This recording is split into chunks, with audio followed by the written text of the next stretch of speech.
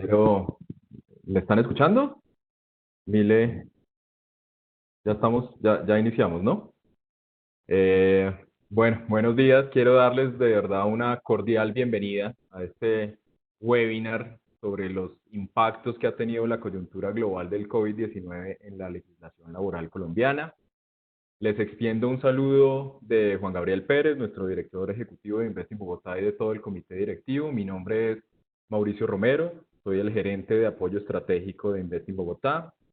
Investing Bogotá es la agencia, como veían ustedes en el video, de promoción de inversión extranjera directa y emprendimiento dinámico en la ciudad. Nace como una iniciativa público-privada entre la Cámara de Comercio de Bogotá y el Distrito Capital, y cuya misión es atraer y apoyar inversionistas y emprendedores que están evaluando oportunidades de negocio en Bogotá y la región. Antes de empezar formalmente con la temática del webinar, quiero presentar brevemente a nuestros dos expertos que hoy nos acompañan, los doctores Gustavo José Géneco y Ricardo Alfonso, de la prestigiosa firma de abogados Godoy Córdoba, la cual ha sido en estos últimos años una aliada estratégica de Investing Bogotá en ese acompañamiento y asesoría legal para las empresas instaladas e inversionistas potenciales, y que como siempre pues nos apoyan en diferentes iniciativas como esta, que nos convoca para ampliar la información y el conocimiento sobre temas relacionados con el entorno de los negocios en Bogotá y en la región. El doctor Gustavo Génico es socio responsable de la práctica de litigios de Godoy Córdoba. Es abogado con más de 25 años de experiencia profesional. Se desempeñó como magistrado auxiliar de la Sala Laboral de la Corte Suprema de Justicia entre el año 1997 al 2003. Luego como magistrado titular de la misma sala desde el 2003 al 2011. Es abogado graduado de la Universidad del Rosario y especialista en Derecho Laboral y Seguridad Social de la Universidad Javeriana, exdirector del área laboral del Centro de Investigaciones Jurídicas y la Facultad de Jurisprudencia de la Universidad del Rosario, profesor titular de la Cátedra de la Universidad del Rosario y varias universidades del país. Doctor Gustavo, bienvenido.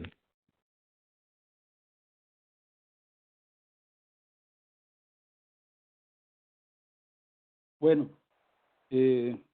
Mauricio, muchas gracias por la presentación, particularmente a Juan Gabriel y a Investe en Bogotá por esta invitación que nos han hecho para compartir estos temas que hoy día resultan ser de tanta actualidad y que ponen de presente, tal vez como antes nunca, la importancia que tiene el manejo de los temas laborales y la incidencia que tienen el conocimiento de las normas jurídicas que regulan la relación de trabajo y el manejo que se haga de ellas. Sin duda esta situación ocasionada por la pandemia pues ha puesto muy de relieve hasta dónde estas normas realmente pueden servir para hacer frente a este tipo de situaciones complicadas. Excelente, doctor Gustavo. Ahora en la presentación pues vamos a poder entrar en detalle, al final vamos a tener unas preguntas. Muchas gracias. Ahora quiero presentar al doctor Ricardo Alonso. Él es asociado director de Godoy Córdoba, es abogado con más de 18 años de experiencia profesional, desempeñándose en el ámbito de las negociaciones colectivas y el manejo de crisis laborales de grandes organizaciones en Colombia y Venezuela. Revalidó su título de abogado en Colombia en el 2013, es abogado graduado de la Universidad Central de Venezuela, 2001, con maestría en leyes de la Universidad de Georgetown, instructor de la Universidad de Cornell para el programa de destrezas de negociación y negociación colectiva para Latinoamérica, abogado reconocido por Best Lawyers, Chamber and Partners durante la práctica en Venezuela, y se ha desempeñado también como gerente de relaciones laborales de diferentes compañías en el sector de manufacturas, alimentos, químico, farmacéutico, retail, entre otros. Doctor Alonso, bienvenido.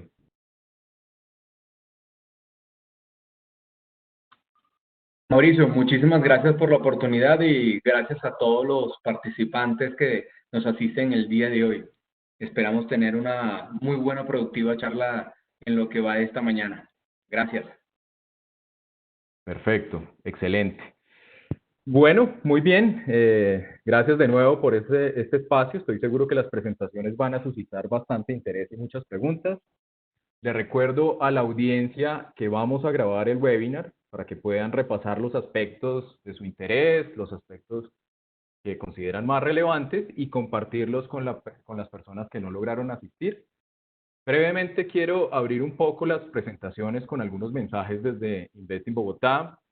Somos conscientes que en estos momentos los inversionistas, los empresarios, los emprendedores sienten una alta incertidumbre frente a este panorama global y a los retos que nos plantea la pandemia del COVID-19.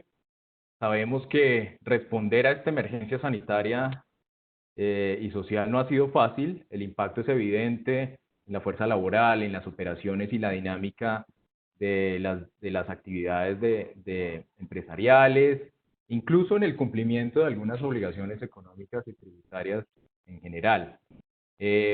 Teniendo en cuenta esos efectos nocivos para la economía colombiana y en general para los países latinoamericanos, vimos que recientemente en un informe del Banco Mundial, donde el economista en jefe para América Latina equiparó la situación como la de un incendio en el que estamos tratando de salvar lo que podamos. Según él, ya habíamos presentado crisis financieras, desbandada de capitales, nerviosismo bursátil, crisis de demanda por menores ingresos a raíz de pérdidas de empleos, pero ahora tenemos que capotear con ese factor que digamos, muchos expertos y especialistas la llaman la tormenta perfecta, que es la crisis de oferta, con un sector productivo que, digamos, en gran proporción ha tenido que desacelerar, parar incluso operaciones y reducir la producción de bienes y de servicios. A pesar, digamos, de que las proyecciones de crecimiento para este año son indicativas porque el nivel de incertidumbre es bastante alto, en este informe Colombia, en el contexto latinoamericano, digamos que no está en una posición tan desfavorable. Estiman una caída para el 2020 cercana al 2% frente al promedio de América Latina que está alrededor de 4.6% y en algunos países como México y Ecuador ya esa desaceleración más cercana al 6%. En todo este contexto, digamos, es claro que las medidas implementadas para la contención del virus tendrán, obviamente, un efecto directo sobre la economía que, a su vez, desde Investing Bogotá estamos viendo podrían impactar esas perspectivas de inversión extranjera. Desde la agencia, creemos que esas directrices y medidas asumidas por el gobierno nacional y por el gobierno distrital, digamos, van por buen camino. Consideramos que la ciudad en algún momento va a retomar esa senda de crecimiento y de potencial de negocios que venía presentando en los últimos años. Varios sectores con oportunidad se convertirán en los llamados a jalonar nuevamente la economía de la ciudad, a dinamizar esta economía local frente al impacto de la pandemia. Por ejemplo, sectores de tecnología, de salud, de agricultura, temas como de sostenibilidad como la economía circular y en general los emprendimientos de alto impacto que agregan valor en medio de la crisis.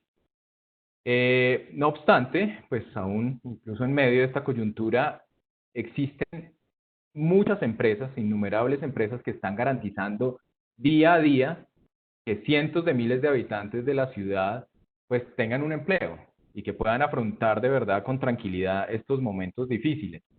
En Bogotá seguirán surgiendo emprendimientos creativos, innovadores, que son un poco los llamados de verdad a hacer, a presenciar esa transformación. Esto nos hace creer que cuando todo esto pase, pues Bogotá seguirá siendo esa capital llena de talento que estará lista para recibir y consolidar empresas y emprendimientos transformadores. En esa línea, considerando que es crucial apoyar a las empresas para que mantengan a los trabajadores en nómina, pues enviamos un mensaje de apoyo y agradecimiento de verdad muy sincero a todos esos empresarios, a los emprendedores, a ustedes, los inversionistas, que están confiando en Colombia, que están confiando en Bogotá y que buscan en medio de la adversidad, de alguna u otra forma, salir adelante.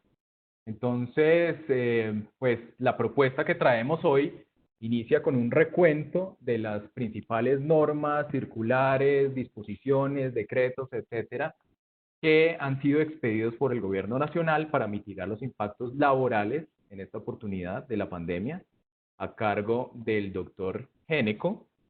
En línea con lo anterior, continuaremos con las alternativas jurídicas con las que cuentan las empresas en este momento para manejar la situación, y se mencionará también de manera sucinta un poco la fiscalización, a través de la cual el Ministerio de Trabajo seguramente pues, va a implementar medidas estrictas de inspección, vigilancia y control sobre las decisiones que se van implementando. Enseguida avanzaremos ya con una presentación del panorama de esta coyuntura, una mirada desde crisis anteriores y de los retos y diferentes reflexiones que podemos traer a la mesa, que pueden ser bastante útiles para mirar qué buenas prácticas podemos replicar. Y finalizaremos con un espacio de preguntas y citas en el chat de nuestro webinar, que con gusto formularé a nuestros expositores para que procedan a responderlas para el conocimiento de todos ustedes. De nuevo, bienvenidos, muchas gracias por acompañarnos. De verdad nos sentimos muy complacidos de tener esta audiencia. También, nuevamente, gracias a la firma de abogados Godoy Córdoba por la preparación de este espacio y del material, y de ese análisis y de las oportunidades que vamos a ver en el marco de esta pandemia, que sin duda pues, va a afectar a todos los empresarios, emprendedores y a los trabajadores incluso de los diferentes sectores. Sin más preámbulos, pues ya quiero darle la palabra al doctor Gustavo Géneco para que nos cuente sobre esa normatividad y las disposiciones que ha tomado el gobierno en relación con el tema. Adelante, doctor Géneco. Mauricio, muchas gracias nuevamente por la invitación. Y como bien se decía, pues la vamos a dividir en dos partes. Una en la que vamos a analizar fundamentalmente cuál es el estado actual de la situación desde el punto de vista normativo, particularmente teniendo en cuenta los decretos que se han dictado por el gobierno y algunas de las circulares del Ministerio de Trabajo, pues para tener una comprensión de cómo está la situación desde este punto de vista. Y la segunda parte, como bien se notaba también, pues un poco hacer reflexiones acerca de el panorama hacia el futuro y las alternativas que pueden surgir para las empresas, teniendo un poco las experiencias que se han presentado particularmente en otras latitudes, en casos de crisis económicas, ninguna de las cuales, obviamente ya lo sabemos, tiene la envergadura de esta que nos está afectando en este momento. Vamos a comenzar. Lo vamos a hacer en PowerPoint porque nos parece que así puede ser un poco más ágil y más clara para entender un poco cómo se está manejando la situación en este momento y cuáles son las principales normas que se han dictado en relación con el punto.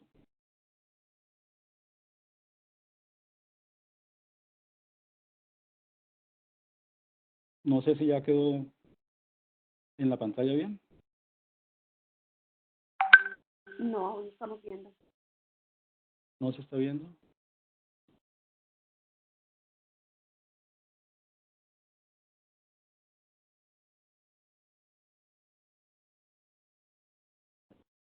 Entonces, por favor.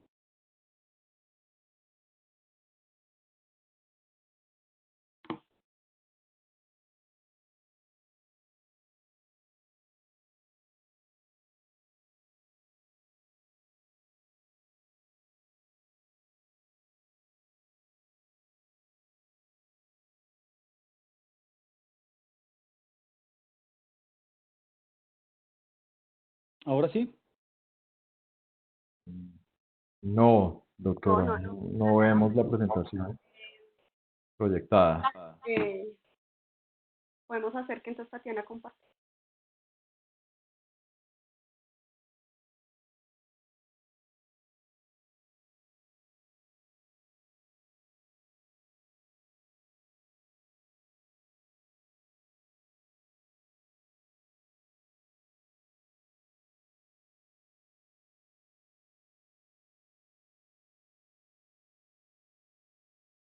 ¿Podríamos proyectarla entonces nosotros desde acá? No, ya un momento, ya trato yo de organizarlo acá. Ok. Si me devuelven el control, por favor. Ya apareció.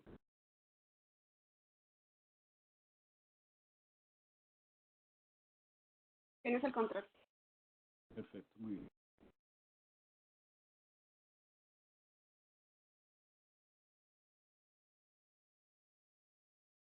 Ahora sí Ahora está sí, ¿cierto? empezando.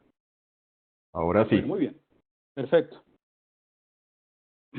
Bueno, hay que tener en cuenta que en estos momentos las empresas no están exactamente en la misma situación. ¿Por qué? Porque el aislamiento preventivo ha generado básicamente dos grupos de empresas, dependiendo de si se puede o no seguir trabajando, por los efectos que tiene el aislamiento preventivo obligatorio, porque hay algunas actividades que no se pueden efectivamente realizar por disposición del gobierno, y porque hay otras que precisamente por razón del aislamiento pues impiden que las personas asistan a sus trabajos y obviamente impiden que las empresas adelanten su actividad económica normalmente. Desde luego, pues, si la empresa sí puede desempeñar actividades porque corresponde a aquella de algunas que permiten que las personas que trabajan en ella se desplacen hacia el sitio de trabajo, pues genera una situación.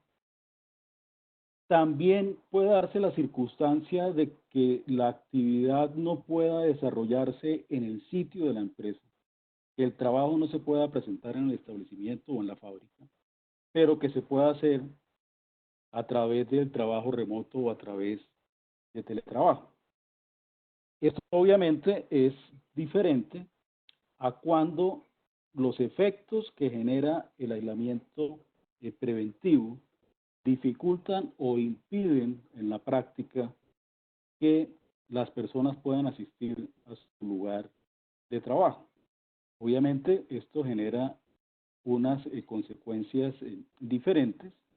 Hay varias opciones que son básicamente las que vamos a ver posteriormente, pero por lo pronto lo que podemos anticipar es que dependiendo de la situación particular de la empresa, es importante atender un poco las recomendaciones que en este sentido ha efectuado el Ministerio de Trabajo para, por así decirlo, escalonar un poco las opciones que desde el punto de vista jurídico se tomen y en particular en lo que tiene que ver con los contratos de trabajo. Entonces, la primera claridad que habría que hacer en este sentido es que la situación de las empresas en este momento no es exactamente igual por razón de los efectos que genera el aislamiento preventivo. Ahora, ¿qué pasa cuando sí es posible seguir trabajando? Cuando la actividad de la empresa permite que sus trabajadores, con algunas restricciones, porque hay algunas que los tienen, puedan acudir al lugar de trabajo y que se pueda desarrollar o totalmente o en parte la actividad económica de la empresa. Es decir, estamos frente a una actividad exceptual. Aquí la recomendación obviamente es que todas las normas de seguridad y salud en el trabajo deben aplicarse en forma estricta, principalmente con el objetivo de evitar los contagios a los trabajadores. En ese sentido se han expedido varias normas por parte del gobierno y en particular hay una que podríamos decir engloba muchas actividades, que es la circular conjunta número 15 de varios ministerios, el de Trabajo, el de Salud y Protección Social, el de Comercio y el de las TIC, en el que se establece una especie de protocolo que deben seguir las empresas de manera estricta cuando quiera que vayan a seguir desarrollando su actividad. De tal manera pues que aquí hay una primera situación que las empresas deben cumplir en forma cabal y en forma adecuada. Atender puntualmente no solamente las obligaciones que existían anteriormente, sino muy particularmente las que surgen a partir de estas circulares que ha expedido el gobierno. Ahora, es entendible, es apenas lógico que una situación de estas, en la que existe un riesgo de contagio si uno sale de su residencia, que exista temor de los trabajadores de asistir al lugar de trabajo. Esta es una situación muy entendible, pero que requiere un manejo que se salga un poco de lo que puede ser lo tradicional, ¿no? ¿Por qué? Porque si la empresa cumple estrictamente con los protocolos, con los requisitos establecidos en estas normas, y dota a sus trabajadores de los mecanismos de protección recomendados, de aquellos que sean suficientes para impedir el contagio, pues en principio no habría ninguna razón legal para oponerse a trabajar. Pero realmente, por más que existan estas garantías, pues es muy entendible que los trabajadores tengan cierto temor de ir a prestar sus servicios. Por esta razón, entonces,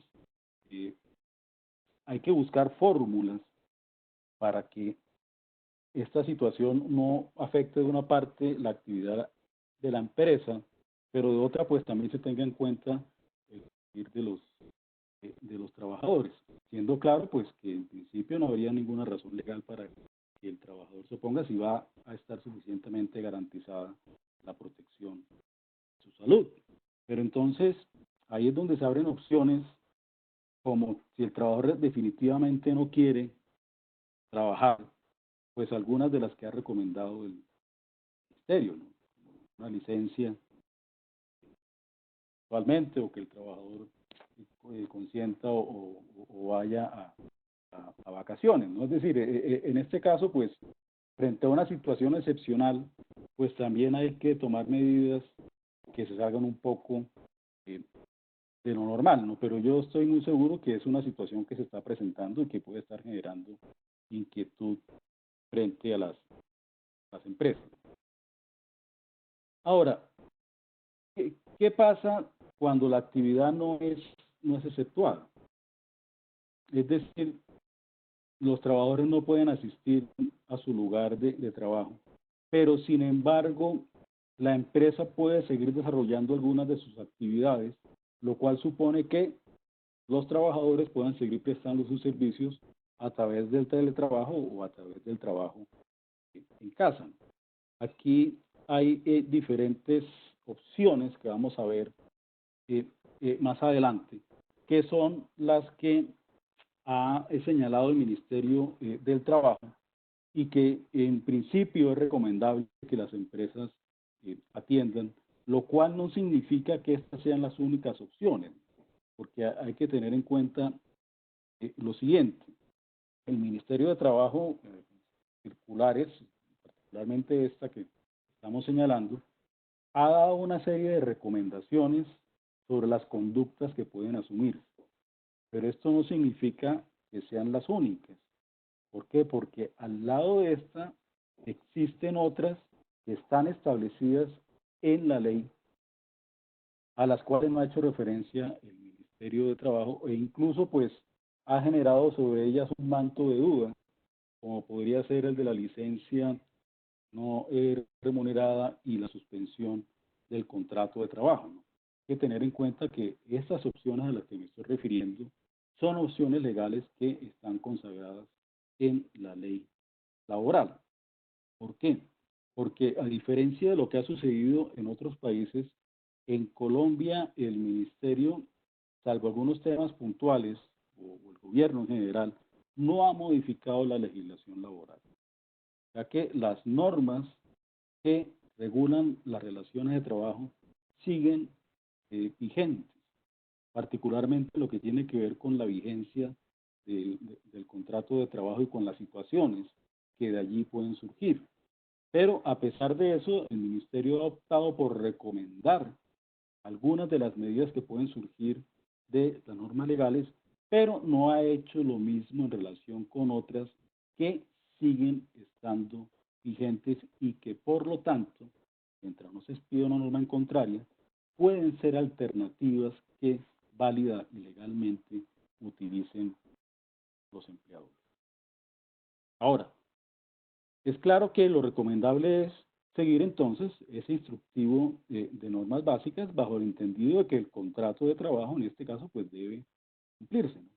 En principio la situación de la pandemia y del aislamiento preventivo obligatorio no supone por sí mismo la extinción de los contratos de trabajo y tampoco un motivo que pueda directamente significar que los contratos de trabajo se terminen. Bueno, ¿qué más podríamos decir entonces? ¿Qué pasa cuando no es posible seguir trabajando? Cuando, por más de que haga el empleador esfuerzos para tener su actividad económica andando y mantener a los trabajadores prestando sus servicios, por las particularidades que tenga la empresa de que se trate, no es posible que sigan cumpliendo las actividades. Pues atender las medidas escalonadas siempre y cuando obviamente sean factibles dependiendo de las circunstancias en las que se encuentre la empresa. En ese sentido, entonces, tenemos la circular 21, el 7 de marzo de 2020 del Ministerio de Trabajo, a las que hacíamos mención anteriormente. Es importante tener en cuenta que desde el punto de vista jurídico, estas circulares no tienen la virtualidad de suspender o modificar las normas que estén vigentes. Corresponden simplemente a recomendaciones, a instrucciones que hace el Ministerio de Trabajo. Por lo tanto, normalmente una circular de estas no debería tener una fuerza jurídica que sea vinculante y de obligatorio cumplimiento. Si se observa un poco con detenimiento esta circular, por lo menos, ustedes encuentran que la terminología que se utiliza es de recomendaciones a los empleadores, de sugerencias a los empleadores. Desde luego no podría hacerlo, y no lo hace la circular, dar órdenes a los empleadores porque el ministerio no puede hacerlo además, ni señalar que lo que allí se dice tiene un carácter obligatorio.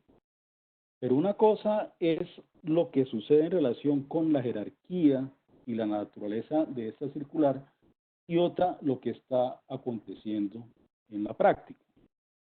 Como ustedes bien lo saben, el ministerio en otra circular pues anunció que iba a hacer una fiscalizaciones laborales rigurosas para vigilar que no se violaran los derechos laborales de los trabajadores, lo cual obviamente está dentro de las competencias que tiene el Ministerio de Trabajo, pero esas investigaciones y algunos actos administrativos que se le han enviado a algunos empleadores con carácter preventivo, parten del supuesto de que las recomendaciones que se han efectuado en esta circular tienen un carácter obligatorio, o que por lo menos deben ser atendidas por los empleadores de manera prioritaria antes de tomar otras decisiones como la suspensión del contrato de trabajo. Esto desde el punto de vista jurídico obviamente es discutible, pero nos sitúa frente a circunstancias que obviamente no podemos desconocer y que hay que tener en cuenta. Y básicamente es que el ministerio está atendiendo que las recomendaciones que se ha efectuado esta circular particularmente la 21, deben ser prioritariamente atendidas por los empleadores. Por eso es importante que se tengan en cuenta estas recomendaciones, más allá de que realmente sea obligatorio por los empleadores atenderlas, porque esa será una discusión jurídica que podrá darse posteriormente. Pero en este momento estamos frente a esta situación que hace que, en principio, en cuanto sea posible, sea recomendable tratar de implementar estas medidas a las que ha hecho el Ministerio. Que básicamente, pues, ya sabemos, consisten en que se puede dar vacaciones a los trabajadores, que serían tres tipos de vacaciones, pues las que ya estén causadas, las vacaciones anticipadas, o dar vacaciones colectivas sin cumplir el término que establece la ley, que sí se pueden dar con un día de anticipación. Fíjense que esto pues lo que demuestra es que el trabajador que acepte estas vacaciones, y en principio yo creo que deben aceptarlas, pues está demostrando que hay solidaridad en el cumplimiento de estas medidas, ¿no? ¿Qué más puede hacer el empleador? Pues modificar la jornada, acudir a una jornada laboral flexible, establecer permisos remunerados, dar aplicación al artículo 140 del Código Sustantivo del Trabajo, que básicamente pues es que así los trabajadores no presten el servicio, de todas maneras se le va a seguir reconociendo el salario, y acudir al teletrabajo y al trabajo en casa. Fíjense entonces que este es un primer paquete de medidas que son las que recomienda el gobierno que se adopten. Pero reiteramos, aparte de estas, hay otras posibilidades que están legalmente permitidas y a las cuales, dependiendo de las circunstancias, podría acudir los empleadores. ¿Por qué? Porque las normas que las consagran siguen plenamente vigentes. En esa circular del Ministerio de Trabajo se hace referencia a una de estas posibilidades, que es la que está consagrado en el artículo 51 del Código Sustantivo del Trabajo, y que fue una medida a la cual acudieron muchos empleadores, precisamente por ser una posibilidad que está permitida y consagrada en la ley. ¿Qué sucede con la licencia no remunerada? Pues que básicamente es una medida mediante la cual el trabajador, por solicitud que haga a su empleador o por mutuo acuerdo con este, decide no prestar el servicio durante algún tiempo, el que coja él o el que acuerde con su empleador, lo cual va a suponer que el contrato de trabajo está suspendido. En esta circular, pues el ministerio, ¿qué es lo que dice? Pues algo que ya está establecido en la ley, ¿no? Que realmente no puede obligarse al trabajador a solicitar y acceder a licencias no remuneradas. Con esto el ministerio no está diciendo absolutamente nada nuevo, porque eso surge de la naturaleza misma de la licencia no remunerada. Tiene que ser un acto que surge de la libre iniciativa del trabajador, que no puede ser fruto de la presión o de la coerción del empleador. Lo cual no significa que esta solicitud de la licencia no remunerada no pueda provenir del mutuo acuerdo de las partes. ¿Por qué? Porque el ministerio en esta circular lo que da a entender es que el empleador no puede insinuar al trabajador que solicite la licencia no remunerada. Estrictamente esto no está establecido en la ley, que no señala una restricción de esta naturaleza. Lo que sí es claro es que no puede haber presión o coerción para que el trabajador tome la decisión. Y esto abre las puertas a que, en nuestra opinión, sí pueda ser posible que la licencia se logre a través del mutuo acuerdo. Siempre y cuando, y en esto sí queremos ser enfáticos, sea claro que el trabajador goce de plena autonomía, de plena libertad para decidir si acuerda con su empleador o no una licencia remunerada. Que debe prevalecer entonces, más allá de cuál sea el origen que tenga la medida, es que en las dos partes exista plena autonomía, plena libertad, que no exista ninguna presión. Y cuando hablamos de ninguna presión, nos referimos a cualquier tipo de presión que afecte la voluntad del trabajador y que signifique que esa decisión no produzca ningún efecto. ¿Por qué? Porque aquí estamos frente a un acto jurídico. Y es claro que ningún acto que se haga bajo la presión o la coacción puede generar ningún efecto jurídico. Ahora, como vamos a ver posteriormente, pues hay algunas decisiones de tutela que apuntan a que realmente frente a este tipo de situaciones no es equitativo que los trabajadores se queden sin ningún ingreso. Por esto es que resulta recomendable que cuando se va a acudir a una figura como la licencia no remunerada y eventualmente también la suspensión del contrato que vamos a mencionar posteriormente, sea claro lo siguiente, pues en relación con la licencia, que quede evidente en un documento, desde luego, que el trabajador está de acuerdo con la decisión. Y lo segundo, que hasta donde sea posible exista un reconocimiento económico, que no sea necesariamente constitutivo de salario, pero que sí permita que durante el tiempo en que dure la licencia, el trabajador tenga algún ingreso. Ahora, las posibilidades de ser cuál tipo de ingreso, pues pueden ser varias, ¿no?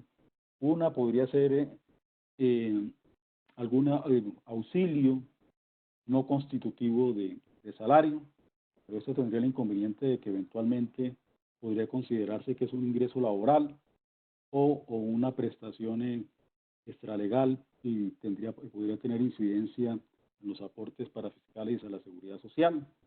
O lo otro podría ser un préstamo condonable que haga el empleador a su trabajador, y esa condonación pues puede estar también sujeta a ciertos requisitos o eventualmente ser imputable a la percepción de derechos laborales que se puedan causar en el futuro.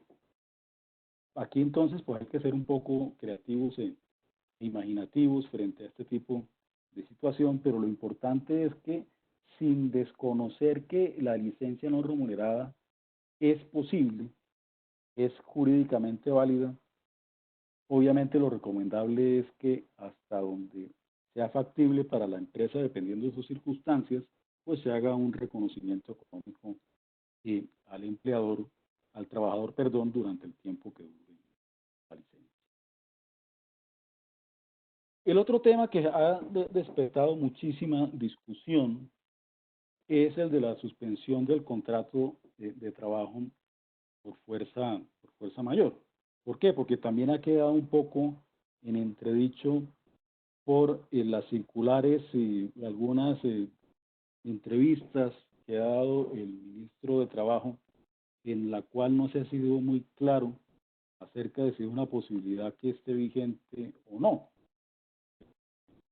El ministro, incluso una circular, expresamente se dice que no le compete al Ministerio de Trabajo decidir si una situación o no es constitutiva de fuerza mayor o de caso fortuito, porque esto es una decisión que deben tomar los jueces. Sin embargo, el ministro en otra entrevista no ha sido muy claro en ese sentido.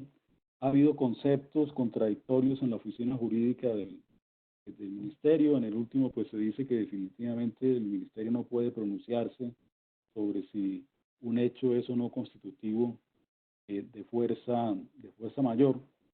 Pero más allá de todo esto, en las investigaciones que se están iniciando y en los documentos en que se recomienda a los empleadores que adopten las medidas recomendadas por el ministerio, pues básicamente se da a entender que no han podido suspender los contratos de trabajo.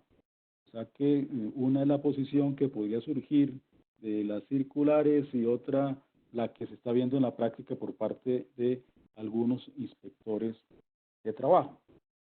Pero más allá de eso, lo cierto es que la norma legal que establece que el contrato de trabajo se suspende por fuerza mayor cuando esa fuerza mayor impida temporalmente la ejecución del contrato está vigente.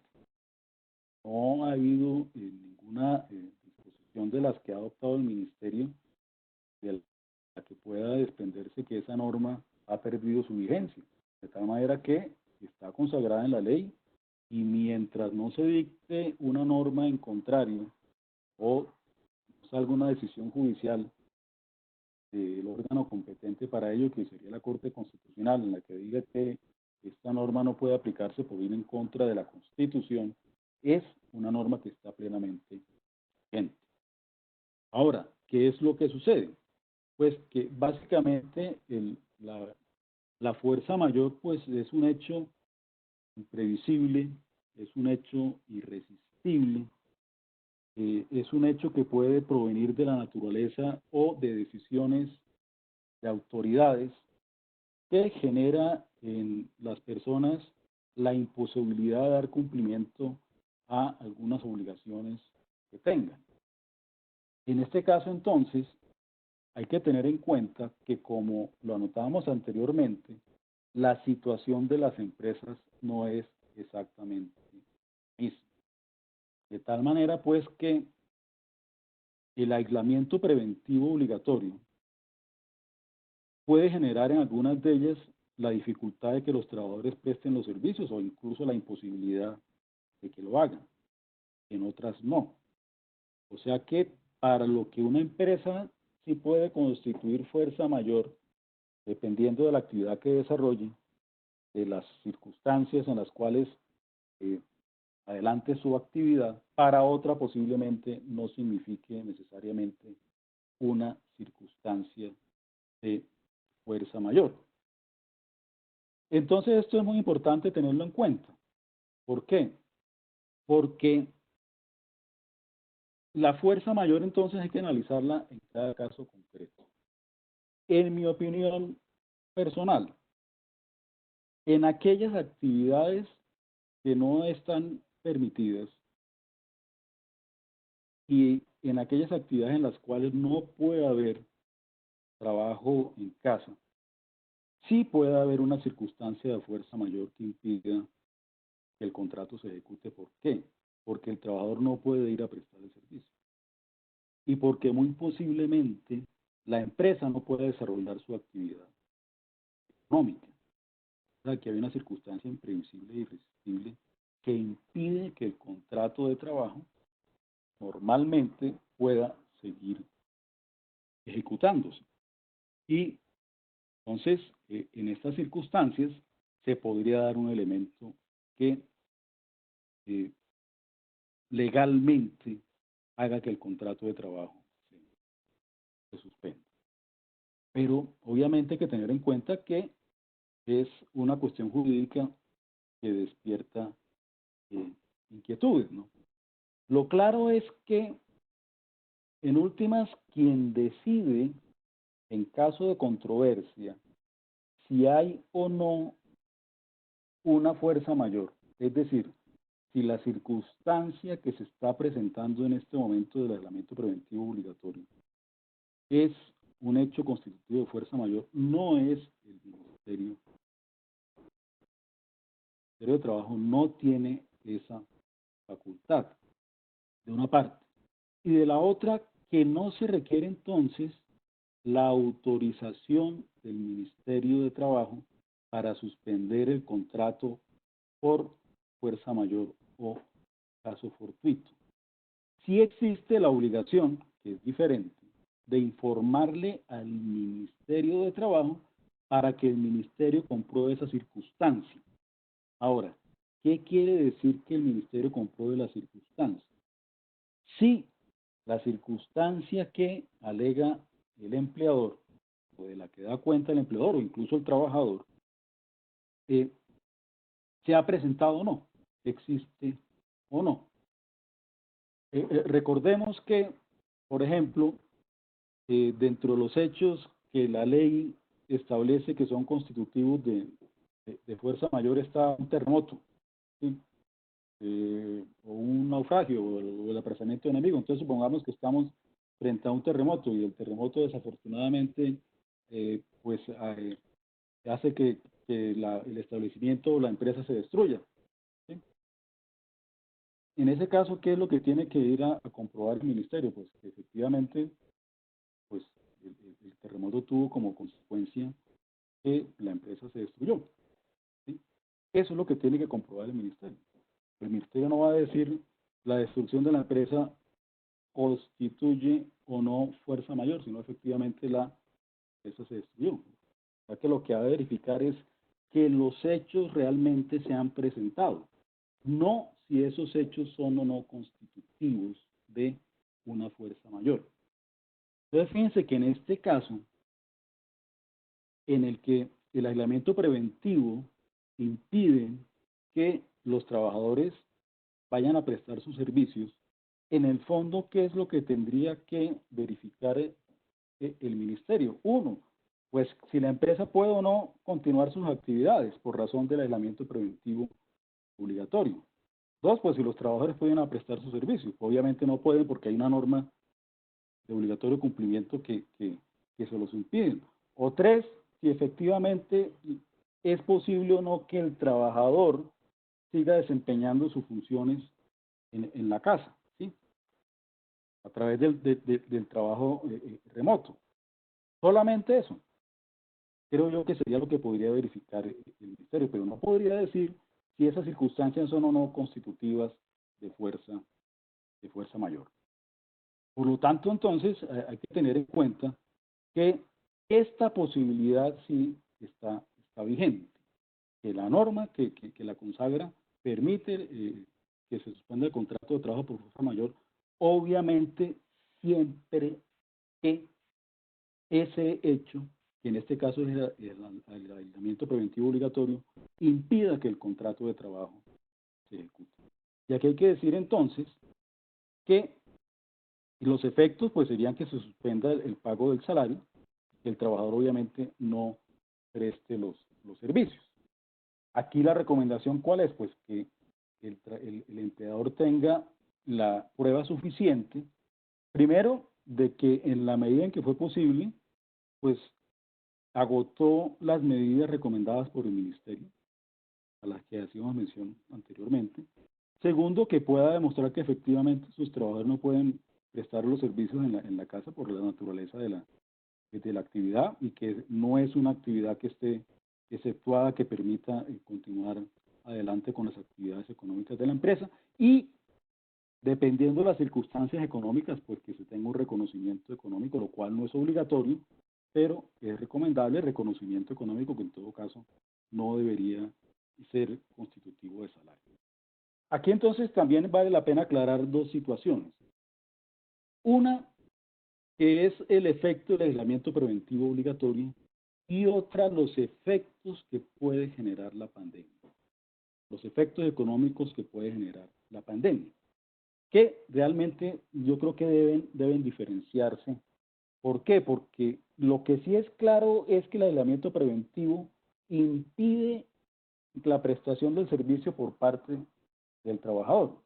Y se trata de una decisión de una autoridad competente, de tal manera que encajaría dentro de los hechos que, de acuerdo con la norma legal que define la fuerza mayor y el caso fortuito, una norma del siglo antepasado, que está plenamente vigente, encaja perfectamente entonces en esa definición. Pero lo otro son los efectos económicos que puede generar este mismo aislamiento y que puede generar todo lo que tiene que ver con la pandemia. Hay que hacer esa diferenciación. ¿Por qué? Porque es muy posible que se considere que tal vez los efectos económicos por ahora no sean constitutivos de una fuerza mayor, sino de una imprevisión en el contrato de trabajo o en las relaciones colectivas que tiene un efecto diferente. Entonces eso hay que diferenciarlo. ¿Por qué? Porque se discute mucho y ahora es un tema que está muy en boga en todas las disciplinas jurídicas, hasta dónde la pandemia por sí misma y los efectos pueden o no ser una fuerza mayor. Hasta dónde esas consecuencias económicas que se están viendo y que son evidentes y que nadie va a discutir por ahora, pueden ser o no constitutivas de una fuerza mayor. Pero por ahora no debemos preocuparnos mucho por eso. ¿Por qué? Porque estamos frente a un hecho que sí es indiscutible, que impide que los trabajadores presten sus servicios, que es cuál, que es el aislamiento preventivo obligatorio. Ya más adelante, y en lo que nos expondrá el doctor Ricardo, pues veremos a ver hasta dónde esa circunstancia de la fuerza mayor podrá o no ser alegada en un futuro como una causal de suspensión del contrato de trabajo, independientemente del aislamiento preventivo obligatorio, que es lo que tenemos hasta ahora, y que es lo claro, que es lo evidente. Bueno, decíamos entonces que el Ministerio de Trabajo ha acudido a la figura de la fiscalización laboral rigurosa. ¿Por qué? Porque encontró que pues las licencias remuneradas podían ser abusivas cuando no contaban con la voluntad del trabajador, y decidió entonces hacer una fiscalización laboral rigurosa y crear incluso una oficina especial para esos efectos. Entonces hay que tener en cuenta que estamos frente, y muchas empresas seguramente ya lo están viviendo, frente a prevenciones que hace el ministerio o amenazas de iniciar investigaciones en caso de que no se hayan cumplido estrictamente las recomendaciones del ministerio. Aquí entonces hay que tener en cuenta, lo reiteramos, que por lo menos en lo que tiene que ver con la suspensión del contrato por fuerza mayor, esto no puede ser definido por el Ministerio de Trabajo. El Ministerio no define si es fuerza mayor o no. O sea que en caso de una controversia, pues serán los jueces laborales, jueces ordinarios laborales, porque también es discutible que lo puedan hacer los jueces de tutela, quienes decidirán si un hecho determinado es o no una fuerza mayor. Pero tenemos que irnos al lado práctico, que si ya sabemos que el ministerio pues va a iniciar investigaciones y está haciendo prevenciones por no cumplir la circular 21, pues lo recomendable es, en la medida en que sea posible y se cuente con las capacidades económicas para ello, agotar previamente estas medidas que ha sugerido el ministerio antes de que se tome la decisión de suspender un contrato por fuerza mayor o de otorgar una licencia no remunerada si tenga el reconocimiento económico. Eso es lo recomendable. ¿Por qué? Porque las investigaciones van a poder iniciarse y porque ya se están anunciando. Entonces, creo que lo importante sería que una empresa, frente a este tipo de investigaciones, tenga que probar que agotó estas posibilidades, que otorgó vacaciones a los trabajadores, que intentó el trabajo en casa, pero que a pesar de esa circunstancia, pues no puede adelantar su actividad económica y está entonces frente a la situación de la eventual suspensión del contrato. Bueno, ¿cuáles son otras alternativas que surgen? Fíjense que es claro frente a esta situación que las partes, antes de hablar de la revisión de contratos y de convenciones, pueden modificar de mutuo acuerdo el contrato. Eso es una posibilidad que siempre está presente, que no requiere una situación económica excepcional como la que vivimos en este momento para que puedan hacerlo. Y así lo ha reconocido el Ministerio de Trabajo, que sí es posible que las partes modifiquen el contrato. ¿Esto iría entonces a dónde? Pues a que es posible que siempre y cuando exista la libertad de la decisión libre del trabajador su voluntad libremente expresada, se modifiquen algunos aspectos del contrato de trabajo, dentro de ellos, ¿cuál? El salario. O sea que sí es posible que de mutuo acuerdo y preferiblemente de manera temporal, el contrato de trabajo se modifique. Obviamente sin afectar el mínimo legal. ¿Esto qué implica? Pues que también, por ejemplo, la jornada de trabajo podría modificarse y a partir de esta modificación también reducir el salario o reducir directamente el salario, pero bajo un presupuesto de que no se puede desconocer el mínimo legal y bajo el presupuesto de que el trabajador tiene que estar plenamente de acuerdo en esa decisión de modificar el contrato de trabajo. Pero existen otras alternativas que son la de revisar el contrato de trabajo y las convenciones colectivas. Ahora, estas dos alternativas parten de la teoría de la imprevisión y fundamentalmente apuntan a que cuando hay un cambio en las circunstancias económicas que dieron origen al contrato y ese cambio afecta la relación de equilibrio que debe haber entre las partes, pues puede haber una revisión de esas condiciones pactadas. Esto está establecido en el artículo 50 y en el artículo 480 del Código Sustantivo del Trabajo. Las dos tratadas de manera muy similar apuntan a que básicamente cuando existe una grave situación de carácter económico, las partes pueden revisar el contrato de trabajo. Cuando se afecte gravemente la economía, se puede acudir a esta figura. Fíjense entonces que aquí las partes cuentan con esta alternativa que está precisamente diseñada para circunstancias como la presente. Cuando haya una grave afectación de la normalidad económica que sin duda se está presentando. Y aquí las partes pues tienen plena libertad de hacerlo. Ahora, ¿qué sucede? Puede ser que las partes no estén de acuerdo en que existe una grave alteración de la normalidad económica. En ese caso, si las partes no están de acuerdo, pues se puede acudir al juez del trabajo y el juez del trabajo podrá decir que efectivamente sí hay una grave alteración de la normalidad económica y en este caso las partes estarán obligadas a negociar la revisión del contrato de trabajo. ¿Qué sucede entonces? Que fíjense que esta figura pues, realmente depende de la buena fe de las partes y de la buena voluntad que tengan. En mi opinión, hoy día es indiscutible que existe una grave alteración de la normalidad económica, de tal manera que no tendría que ser necesario que un juez lo diga. Es un hecho notorio.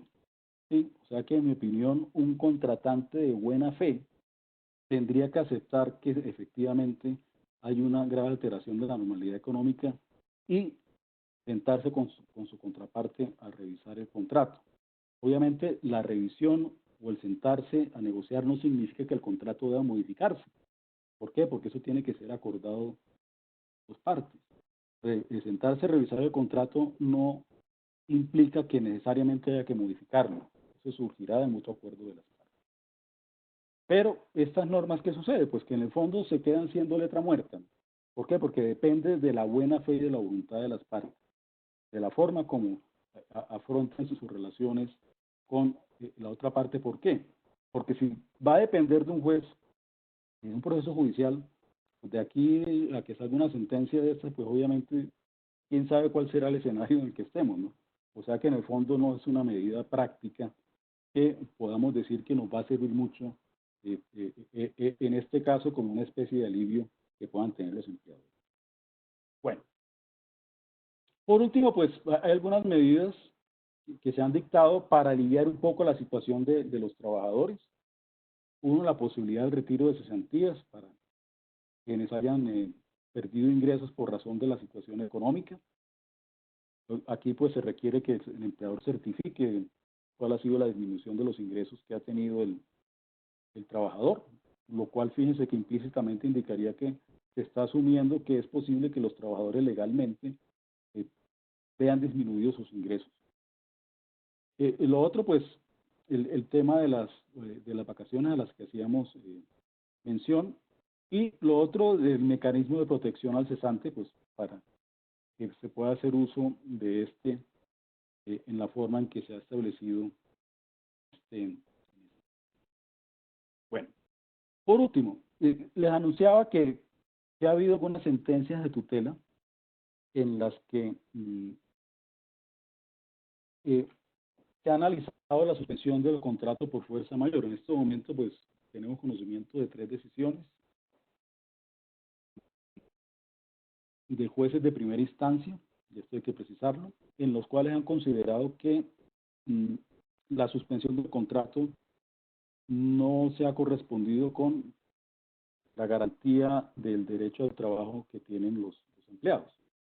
Pero, y fundamentalmente ha sido en 2 sectores que es lo más curioso, que sin duda pues son más afectados. La primera sentencia era un trabajador de un bar en Cartagena. Obviamente, pues ustedes saben que posiblemente de las pocas actividades que no se pueden desarrollar, que han sido prohibidas, el expendio de licores. Entonces aquí no solamente estamos frente al aislamiento preventivo, sino que es una actividad que no se puede adelantar. Y el otro, el sector hotelero, pues que cuando no es una actividad que esté prohibida, obviamente pues se ve seriamente afectada por las circunstancias, ¿no? Entonces es muy curioso ver cómo pues frente a actividades empresariales que sin duda son de las más afectadas por la situación económica, por el aislamiento preventivo obligatorio, hay jueces de tutela que han dejado sin efecto la suspensión del contrato. Podríamos hacer referencia un poco a estas sentencias más adelante para darle paso a Ricardo, no sin antes decir que la Procuraduría General de la Nación recientemente ha expedido un documento de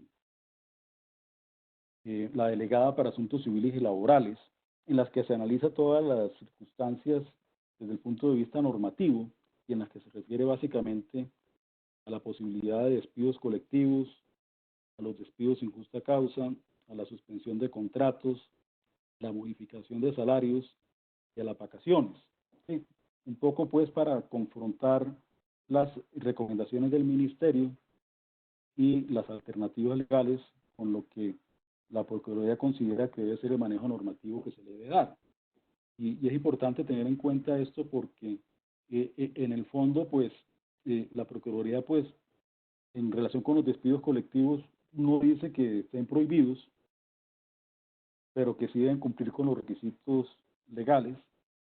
Insta al gobierno para que dicte una medida así prohibiéndolos o regulándolos, lo cual indica pues que si hay que tomar una medida de esa es porque las normas que lo consagran están vigentes. Habla de la posibilidad de despidos sin justa causa, pero reconoce que no es una medida adecuada en este momento para que se adopte el manejo por parte de las empresas. Establece sí que es posible la suspensión de los contratos de trabajo por fuerza mayor, porque dependiendo de las circunstancias de la empresa, sí se puede dar la fuerza mayor. Señala que es jurídicamente viable la modificación de los salarios y también que es válido que los empleadores otorguen las vacaciones a sus trabajadores en la forma como lo ha recomendado el Ministerio de Trabajo. Obviamente, pues este pronunciamiento de la Procuraduría posiblemente tampoco tenga fuerza vinculante, pero sí es importante tenerlo en cuenta como un elemento de juicio adicional en todo esto que estamos viendo nosotros que se está discutiendo, particularmente en los temas que consideramos que son los más sensibles. Son el de la licencia no remunerada, el de la suspensión de los contratos por fuerza mayor y eventualmente, aun cuando esto puede darse tal vez más adelante, las determinaciones del contrato de trabajo por razones de los efectos económicos que genere la pandemia. Entonces, básicamente, esta era la presentación que queríamos hacer. Dejamos más adelante para el espacio de preguntas un poco la explicación de lo que se está presentando en relación con las decisiones de tutela y obviamente pues quedamos abiertos a responder las preguntas que surjan en relación con este punto. Doctor, Géneco, muchísimas gracias Mucho gusto, por Mauricio. ilustrarnos con este análisis tan profundo de verdad de las disposiciones, de las medidas que ha tomado el gobierno en materia de regulación laboral. Le anticipo, nos han llegado muchísimas preguntas muy interesantes, entonces pues para cumplir con los tiempos quiero rápidamente darle paso al doctor Ricardo Alonso para que veamos ese panorama de futuro, veamos cómo desde esa mirada práctica podemos tomar algunas algunas recomendaciones o sugerencias para la aplicabilidad en los empresarios en el país. Doctor, adelante. Mauricio, nuevamente muchísimas gracias por la oportunidad y trataré de cumplir con el cronograma que teníamos previsto para hoy. Fíjate, esta parte que me encomendaron, digamos que es un poco tratar de sacar la bola de cristal y tratar de predecir un poco qué va a suceder. Y el doctor Gustavo decía algo muy importante, y era que esta situación básicamente no tiene precedentes en sus causas. Sin embargo, no es la primera vez que el mundo, los países en general, afrontan distintos tipos de crisis. Y que estas crisis económicas, aun cuando el Fondo Monetario Internacional y la propia OIT están diciendo que va a ser la crisis más grande desde el año 2008, inclusive después de la Segunda Guerra Mundial, y es lo que ya se está previendo, han habido fórmulas que se han venido utilizando en el pasado que seguramente se van a replicar de una manera u otra en estas circunstancias específicas. Entonces, parte de la invitación que vamos a hacer ahorita en esta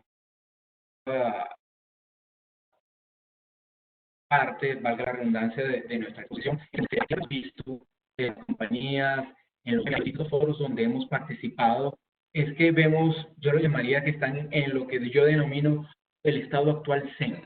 Es decir, se están preocupando por el ahora y lo que está pasando en este momento. Es decir, estamos en modalidad apagando incendios. Y cuando veas las preguntas ahorita los participantes, te vas a dar cuenta que son temas muy puntuales para resolver cosas que nos están pasando ya. Y no tiene nada de malo, está muy bien. Pero yo creo que hay que pensar un poco más allá. Fíjense que ya universidades internacionales el día de ayer decían que no piensen que esto se empezó a diciembre de este año, piensen que esto podría extenderse al 2022. Al 2022, porque hay que entender que la normalidad es lo normal a partir de ahora por un tiempo bien importante. Entonces, debido a eso, es importante que empecemos a pensar un poco a mediano y a largo plazo. Fíjense que yo empezaría esta exposición con la palabra incertidumbre. Y la palabra incertidumbre no viene solamente de mí. De hecho, esa es la palabra como la OIT, como su informe del medio ambiente. Es muy difícil tratar de establecer escenarios o decir lo que va a suceder. En cierto sentido, hay cosas con las que puedo estar de acuerdo y hay otras en las que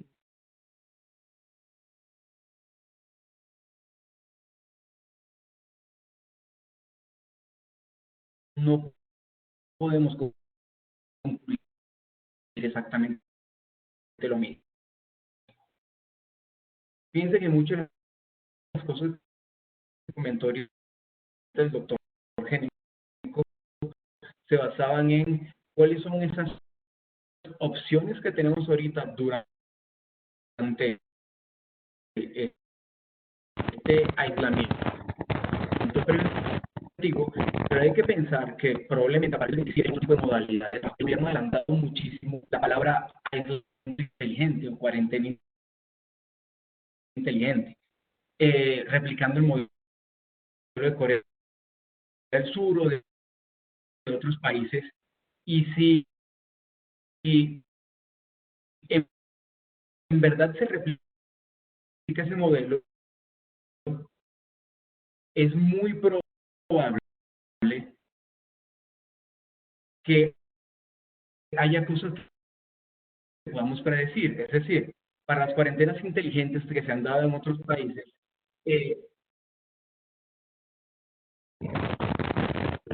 Ricardo. Aló.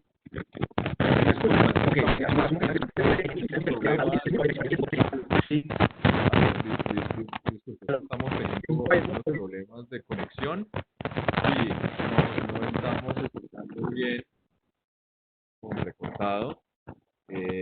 No sé si sea posible de pronto cambiar temporalmente el video. Ok, Probemos. ¿me escuchan así mejor, sin el video? ¿Sí? ¿Sí? ¿Sin el video se escucha mejor? Te escucho perfecto. Ok, perfecto. Bueno, disculpen que sea así tan poco personal, pero en aras de la comunicación vamos a hacerlo así. Entonces, repitiendo el último pedazo, tratando de prever, fíjense que muchas de las medidas que hemos estado comentando hace poco se basaban en este aislamiento preventivo. Sin embargo, el gobierno ya está hablando del llamado aislamiento cuarentena inteligente. Muchas veces se comentó inclusive replicando el modelo de Corea del Sur. No solamente Corea del Sur, República Checa, varios países han estado utilizando este modelo. Y más allá que la cuarentena inteligente tiene unas particularidades referidas a rastreo bajo Bluetooth por plataformas tecnológicas celulares, tiene unas condiciones muy específicas y es básicamente la recuperación de la normalidad económica, más no la normalidad social, que eso es parte de lo que debemos entender. Y en esa recuperación de la normalidad económica hay unas premisas. Uno, todo el que pueda trabajar de forma directa lo va a hacer y todo el que pueda ir ya a una modalidad de teletrabajo va a mantenerse en esa modalidad de teletrabajo, en el entendido que la carga de seguridad y salud se le va a pasar en gran parte a las compañías, que vamos a ser los responsables de que digamos, evitar ese contagio suceda, donde se van a dar muchas particularidades en el cual esta cuarentena inteligente trabaja mucho con lo que se llaman las cuarentenas preventivas. Es decir, cuarentenas focalizadas para grupos muy específicos en el cual en algunos casos simplemente se van a basar, y se basa igualmente como sucede en otros países, donde a ti te van a informar que tú estuviste cercano a una persona con la que te pudiste haber contagiado, y en ese caso específico probablemente tengamos un trabajador que nos diga, me acaban de informar que estuve expuesto y debo entrar en cuarentena preventiva. Entonces van a suceder varias situaciones donde, bien sea por parte de la empresa o personalmente, tengamos que entrar en estas cuarentenas preventivas y probablemente tengan las compañías trabajadores que se encuentren incapacitados con la posibilidad o la obligación de tener que reemplazar esos grupos de trabajadores con un costo laboral distinto. Y justamente en estas épocas de crisis uno lo que trata es de ahorrar costos. Y entendamos que una vez que sucede esa cuarentena inteligente, funcione o no, inclusive se ha hablado de estrategia de acordeón, en el cual se está hablando de cuarentenas intercaladas, dependiendo de lo que suceda. Inclusive, aun cuando tengamos una situación de vacuna u otra situación, probablemente esta normalidad no la vamos a tener de la mano. Entonces, cuando analizamos hacia atrás y analizamos el pasado, todas las crisis, inclusive la crisis del 2008, el impacto económico puede que sea la más similar. Hemos visto que básicamente los gobiernos y las empresas han trabajado bajo 4 fórmulas de flexibilidad. Fórmulas de flexibilidad que a veces no suceden al mismo tiempo, puede que sucedan de forma paulatina o por ensayo y error, pero son 4 fórmulas que están contenidas en la legislación y que las vamos a ver a lo largo de esta cuarentena. Una de las fórmulas es trabajar bajo la flexibilidad de la jornada laboral, es decir, tratar de controlar mis costos laborales bajo una jornada que comprenda o esté relacionada exactamente con lo que en verdad se está trabajando. Y veremos muchas modalidades a lo mejor de trabajo por hora o trabajo de jornadas específicas de acuerdo a la verdadera actividad productiva. Fíjense que ya hay países como por ejemplo Francia, que ya incrementó su jornada laboral a 60 horas, permitiendo jornadas de 12 horas sin que haya ningún tipo de pago de trabajo complementario. Puede que estas iniciativas nazcan por el lado de las compañías, como puede que nazcan por el lado de los gobiernos, para tratar de trabajar en ese sentido. Vas a ver inclusive otros tipos de flexibilidades, y es que una de las grandes cosas, y de hecho es uno de los posibles ahorros e invitaciones que están haciendo los gobiernos, es trata en la medida de tus posibilidades de no afectar económicamente al trabajador, trata de no reducir personal, pero piensa cómo puedes trabajar con lo que tienes. Entonces, se trata de buscar flexibilidades en lo que se refiere a las contrataciones, es hacer más con lo que ya tenemos hoy en día. Uno de los grandes ahorros que probablemente vas a tener, que es parte de esta contracción económica, no necesariamente van a ser los despidos, simplemente que no se va a contratar personal que tú en principio considerabas que necesitabas. Entonces, es muy probable que en ese sentido tú modifiques los contratos de trabajo para realizar muchas más funciones, inclusive clústeres regionales y cualquier tipo de cargos híbridos, para evitar contratar más gente y trabajar con los costos laborales que ya tienes existentes. Y luego ya vas a otros dos tipos de flexibilidades que se utilizaron en estas crisis que te comento, como por ejemplo la modificación de beneficios económicos, que no necesariamente estamos hablando de reducir salario, reducir beneficios, pues es simplemente la suspensión o el control de esos beneficios para que no se sigan incrementando en el tiempo. O inclusive sobre costos, cosas que a lo mejor yo estoy pagando de más en este momento, no me he estado dando cuenta y necesitas controlarlos. Luego vas a la última flexibilidad, que es justamente trabajar con el tamaño de tu nómina, tener una nómina de acuerdo a las necesidades que tú tengas en este momento. Y fíjate, cuando tú ves estas flexibilidades, en este momento nuestro propio gobierno lo que está trabajando es, en la medida de las posibilidades teletrabaja, en las medidas de tus posibilidades que te lo permita, sigue manteniendo la operación y no afectando el salario. En caso de que tengas que afectarlo, utiliza teletrabajo o trabajo a distancia. En su defecto, utiliza licencias remuneradas si puedes utilizarlas. De manera que afectar económicamente al trabajador vía suspensión u otra vía, o en su defecto, despedir o terminar la relación de trabajo, aun cuando desde el punto de vista legal sigue estando permitido, son temas que por política nacional se está buscando que no suceda.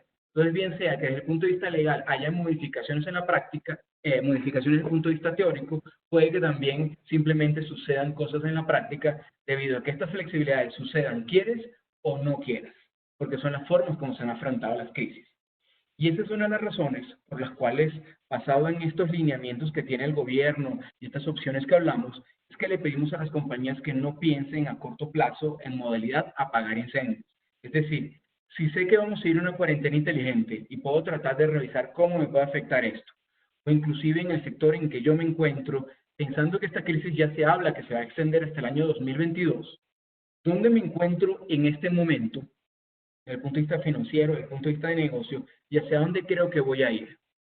La primera sugerencia es tratar de hacer un mapa de todas estas opciones. Muchas veces nos vamos a lo mejor a una opción más fuerte, cuando no va de la mano de este lineamiento que tiene el gobierno, cuando podríamos ir a una opción más suave. Entonces nosotros hemos tratado de clasificar esto en 3 etapas o en 3 niveles de afectación, que es una afectación leve, moderada o grave. Inclusive cuando ven este tipo de etapas, son etapas que se pueden utilizar de manera progresiva. Es decir, ustedes podrían tratar de ver una primera etapa y tratar de ver cuáles son todas las cosas que podemos hacer en el cual tratamos, uno, de no afectar la nómina, pero tampoco de tocar el bolsillo del trabajador. Lo primero que yo te podría decir es analiza sobre cumplimientos. Sabemos de muchos casos, por ejemplo, que el trabajador está ahorita en teletrabajo, sin embargo, tú sigues pagando auxilio de rodamiento o sigues pagando, convertiste el casino en un auxilio económico y no en especie. Entonces, en este momento a lo mejor sigues pagando horas extraordinarias y por la actividad que tú tienes o la carga de actividad que tienes, no es necesario el pago del sobretiempo en este momento. Entonces, hay sobrecostos que tú puedes tratar de controlar ahorita en esta etapa para evitar utilizar otro tipo de medidas. Y en caso de que tú consideres que esas medidas ya para ti no son suficientes por el estado de tu compañía, ya puedes ir a un segundo tipo de medidas, de un tipo de medidas ya digamos que de nivel medio, donde en ese caso sí te toca en distintos tipos de grados afectar de alguna manera económicamente al trabajador. Pero aquí podrías hablar inclusive hasta de jornadas que se paguen correspondientemente a lo que en verdad se está trabajando. Aquí podrías hablar, sí, a lo mejor de suspensiones, pero podríamos ver hasta inclusive suspensiones con suspensiones de salario parcial, al 70%, al 50%, es decir, donde se trata de afectar el bolsillo del trabajador lo menos posible, hasta ir a una afectación verdaderamente grave, donde en ese caso sí tengo que reducir personal. Pero fíjate que cuando vemos estas clasificaciones, lo que estamos tratando es, uno, de invitar a utilizar el mismo lenguaje que está utilizando el gobierno nacional y también ver el sentido de la oportunidad. Y el sentido de la oportunidad en 2 sentidos, en que muchas veces uno va a una medida drástica muy grave sin haber intentado o probado las otras. Es decir, sabemos que muchas de estas medidas requieren el mutuo acuerdo del trabajador, pero una cosa es haberlo intentado y fallado, y otra cosa es ni siquiera haberlo intentado. Porque cualquier persona o cualquier compañía que aun cuando legalmente pueda despedir, porque todas esas medidas se pueden seguir utilizando, probablemente desde el punto de vista político no es o de oportunidad, no es la medida que más te compete o que te corresponde realizar. Entonces la invitación es, hagan este análisis, vean cuáles son todas las alternativas, mapéenlas de acuerdo a su situación y traten de ver por ese nivel de oportunidad y de gradualidad qué medida es la que más les conviene y cuándo tendrían que ir a determinados tipos de medida. Esto obviamente tiene que ir de un plan de comunicación. Las medidas laborales que nosotros comentamos siempre decimos que tienen que ser 360. Son desde muchos puntos de vista, debido a que ese mutuo acuerdo va a ser muy difícil conseguir si no tú no mantienes informado a tus trabajadores de qué es lo que está sucediendo. Sobre todo porque la polarización se va a incrementar y hay muchos factores. Yo sé que muchos de ustedes han escuchado frases de las compañías tienen que absorber ese costo. Las compañías tienen flujo de caja para 2 o 3 meses. Las compañías deben hacerse responsables. Sí, ese es el discurso que hay en la calle. Pero tiene que haber un plan de comunicación de que esto es una situación de solidaridad donde, no voy a usar la palabra todos debemos sacrificarnos, pero sí todos debemos solidarizarnos para que las medidas que implementemos sean medidas que al final, de un punto de vista u otro, nos beneficien a mediano y a largo plazo. Fíjate que antes de concluir, te comento 4 pilares que menciona justamente la OIT en su último informe sobre donde las compañías y los gobiernos deberían trabajar. Te hablan, uno, de que debería haber un pilar 1 que estimule la economía y el empleo. Fíjense que estamos hablando de políticas fiscales, orientaciones flexibles, economías políticas y préstamos y ayudas financieras a sectores específicos. Fíjense que ya estamos hablando de inclusive un préstamo del Fondo Monetario Internacional que está solicitando el gobierno de Colombia.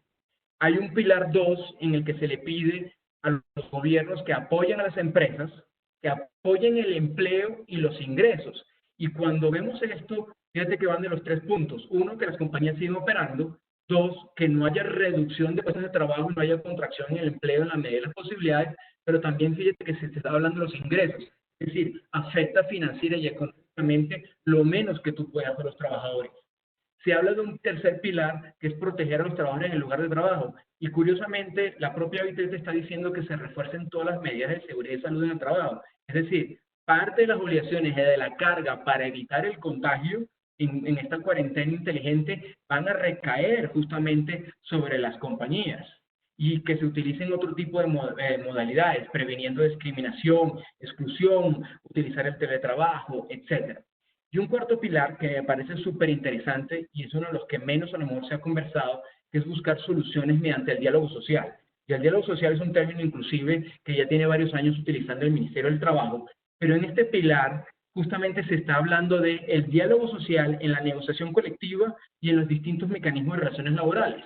Y fíjate que en cuanto se refiere a todos los temas de negociación colectiva, beneficios, incrementos de beneficios, pactos, todo eso es uno de los puntos que menos se ha tocado, pero va a ser uno de los puntos donde más necesariamente se va a tener que llegar a acuerdos que puedan ser sostenibles en el tiempo. Entonces, básicamente, cuando concluimos, la invitación de las compañías es, entendemos que apaguen incendios, entendemos que traten de solventar el problema que tienen ahorita enfrente, pero que traten de pensar estratégicamente dónde se encuentran, hacia dónde creen que van a ir y cuáles son todas las medidas que podrían aplicar progresivamente para que no utilicemos vamos a ver qué dice el gobierno, vamos a ver cuál es la circular, vamos a ver qué dice la ley, vamos a ver cómo funciona la cuarentena inteligente, porque estas medidas ya se han utilizado en el pasado y es la forma como se han resuelto los problemas. Entonces es parte de la invitación que le hacemos a nuestro público para que se preparen y planeen lo que va a suceder, porque esto es un problema que, lamentándolo mucho, vamos a tener que operar en la normalidad por un largo periodo de tiempo. Y muchísimas gracias por escucharme y disculpen los problemas de conexión.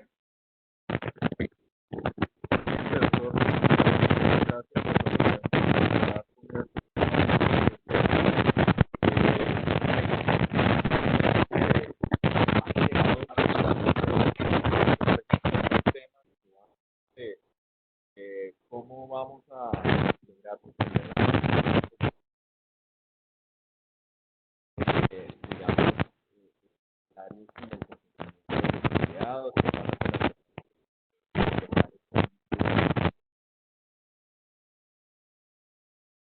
Mauro, tienes problemas de sonido. Quita porfa los audífonos si quieres. ya. Perdón. Les decía que ha generado mucho interés, tenemos muchas preguntas. muchas preguntas. Hay muchas relacionadas con el tema de la nómina, de qué pasa con esas personas que se niegan a cumplir o a prestar los servicios adecuadas, empleados que no aceptan las dadas. Mauro, perdón, te interrumpimos, es que no se te está escuchando bien, probamos. De pronto, si es el micrófono. ¿Aló? ¿Está mejor? ¿Aló? Ahí me están. Muy poco, Mauro, como entrecortado. Quita el video por un momento. O de pronto es el micrófono de los audífonos, tal vez. Habla Mauro. ¿Aló? ¿Sí me escuchan ahí? Sí, ahí sí ya mucho Ya. mejor. Bueno, no, perfecto. No, pues mencionaba rápidamente que esto va a generar un... No, de nuevo se fue. Sí, con el audio del computador. Sí, está perfecto. Perfecto, ¿Sí? perfecto, sí. Bueno, directamente, seguramente era algo con los audífonos. Para darle trámite a estas preguntas, hay una cantidad de temas. Hemos querido compilar y consolidar como grandes aspectos relacionados con lo que ya han presentado el doctor Gustavo y el doctor Ricardo.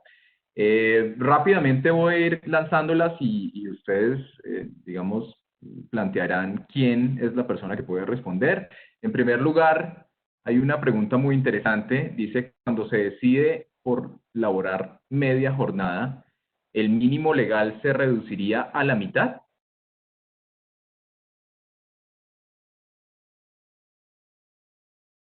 Claro. El salario mínimo está en función de la jornada, ¿no? Sí.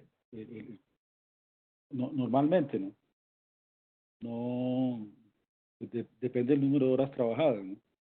Si un trabajador trabaja una hora, pues no va a tener derecho al salario mínimo legal mensual, ¿no? Son proporcionales las horas, ¿no? O sea que sí podría darse Podría presentarse. ese efecto. Ahora, ¿qué es lo que sucede? Que eso pues ya generaría inconvenientes desde el punto de vista de los aportes para fiscales y a la seguridad social, ¿no? Más ahí en ese sentido, pues en este momento no son muy claras,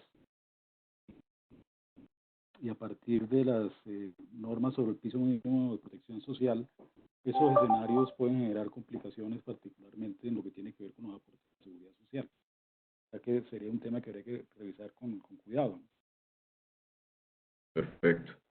Hay otra pregunta que está relacionada con la reducción del salario. Si se reduce el salario y la base de cotización, ¿cómo manejar el impacto en la brecha pensional futura a aquellos sobre todo que están a 10 años de su edad de pensión de vejez y están cotizando en Colpensiones? Nos preguntan.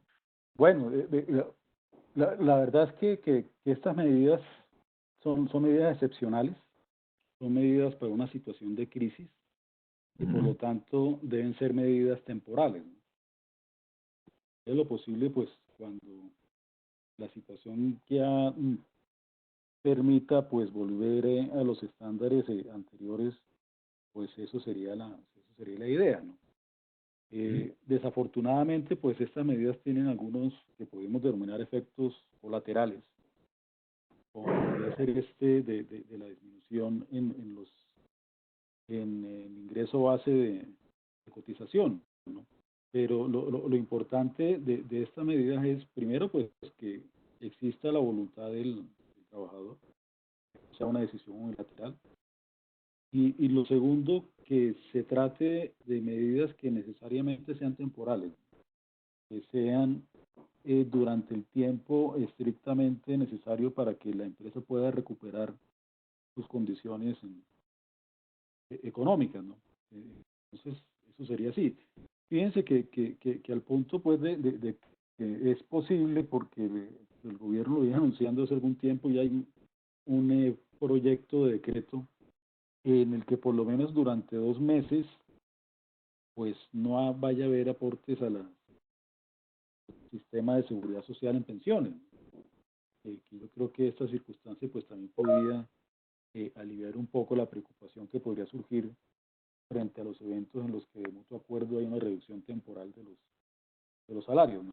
Pero desafortunadamente sí se puede presentar temporalmente esa circunstancia.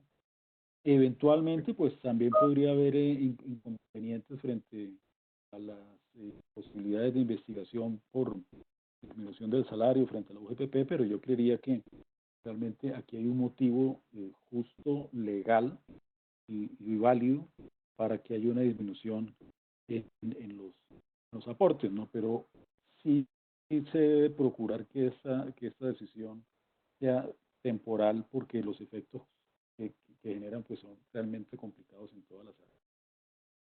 Perfecto. Hay tres preguntas también relacionadas con el tema salarial. En una de ellas mencionan si una empresa hace una reducción del salario en cierto porcentaje acordado mutuamente y posteriormente el empleado realiza el despido, ¿el empleado será indemnizado sobre el valor del segundo salario? Esa es una. Y por el otro lado, también hacen la pregunta de si es posible, con ocasión de la contingencia, disminuir los salarios de los empleados sin el consentimiento de los mismos empleados, es decir, de manera unilateral. Bueno, comienzo respondiendo la última. No es posible. Está legalmente prohibido que el empleador modifique unilateralmente los salarios. O sea que de esta posibilidad excepcional de modificar los salarios, pues se debe hacer solamente siempre y cuando exista mutuo acuerdo entre el empleador y el trabajador. Nunca puede ser por una decisión unilateral del empleador. Y en cuanto al otro tema, pues hay que ver qué tiempo pasa entre la terminación del contrato y la modificación salarial, ¿no? Pero realmente, pues, si el salario cambia, pues puede entenderse que hay un salario variable y será el promedio del último año, ¿no? Aun cuando normalmente, pues en estos casos se tiene en cuenta el último salario devengado, ¿no? Lo que no puede resultar muy claro y puede dar lugar eventualmente a discusiones y a que se considere que la modificación salarial fue un pretexto para disminuir los beneficios de los trabajadores y los eventuales costos de una indemnización, sería ese, ¿no? Porque realmente esta es una medida que tiene por objeto la continuidad del contrato. Lo que se busca con una disminución temporal de mutuo acuerdo de los salarios es que el contrato se pueda mantener. El contrato se pueda mantener, pues obviamente significa que no se va a terminar durante tiempo, ¿no? Porque lo que puede resultar un poco inequitativo es que, aparte de que existe una disminución salarial para el trabajador, los beneficios o los derechos que puedan surgir de una terminación del contrato, pues se vean afectados por esa decisión, ¿no? Entonces, yo creo que ese es un escenario que en la medida de lo posible se debe evitar porque ya de por sí la modificación del salario por mutuo acuerdo es un tema que es discutido por algunos doctrinantes. Hay quienes consideran que no debería ser posible. Obviamente va a ser un tema que genere mucha más discusión cuando esa disminución pues tenga el efecto de disminuir otros beneficios u otros derechos, como lo sería una eventual indemnización del contrato. Excelente. Doctor, nos preguntan, ¿qué pasa con esas personas que se niegan a asistir al trabajo o a prestar los servicios correspondientes, digamos, a sus funciones y que hacen parte de esas actividades exceptuadas? ¿Qué puede hacer el empresario ahí? Como decíamos al comienzo, pues realmente si la actividad no está exceptuada, pues el empleador está en la posibilidad de seguir con su actividad económica En algunos, sobre todo las que son esenciales y las que prestan un servicio público, yo creo que el empleador tiene la obligación de hacerlo. ¿Sí? ¿Por qué? Porque de por medio pues está el interés de toda la sociedad y que esa actividad económica pues siga produciendo los beneficios que genera, ¿no? Y si eso es así, pues también los trabajadores deben colaborar con el desarrollo de esa actividad económica. Ujú.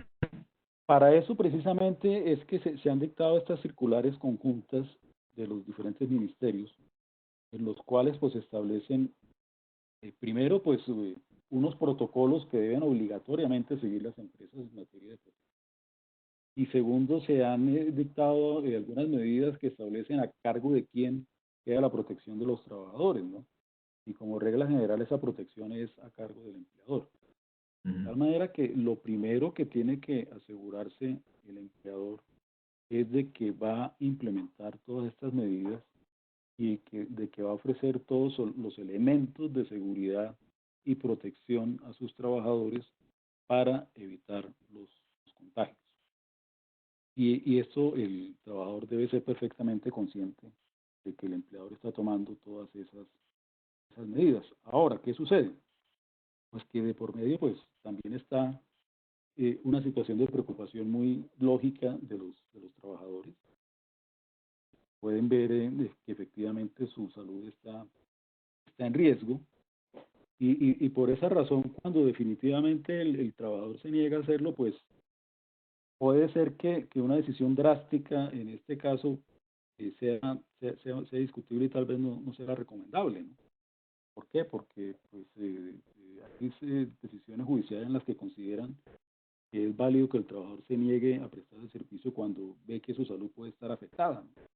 Entonces, este es uno de los casos en los cuales los escenarios que no sean habituales y normales se abren paso, ¿no? Si el trabajador pues no quiere prestar el servicio, pues obviamente habría que buscar un mecanismo para que no lo haga, pero obviamente si no hay prestación del servicio, no hay salario.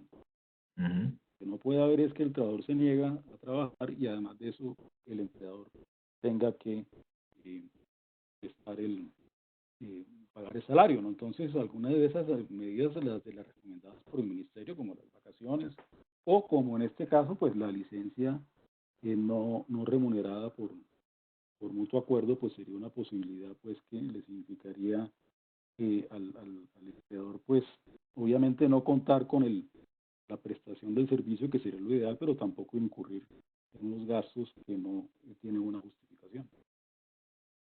Muy bien. Tenemos otro grupo de preguntas grande relacionada con la licencia no remunerada y la suspensión. Entonces, por ejemplo, nos preguntan qué diferencias principales tiene la suspensión del contrato y la licencia no remunerada, además del no pago del salario y la no prestación del servicio, tanto para el empleado como para el empleador. También, No, la licencia no remunerada es una causal de suspensión del contrato. Sí. Está en el numeral cuarto, creo, del artículo 51 del Código Sustantivo del Trabajo.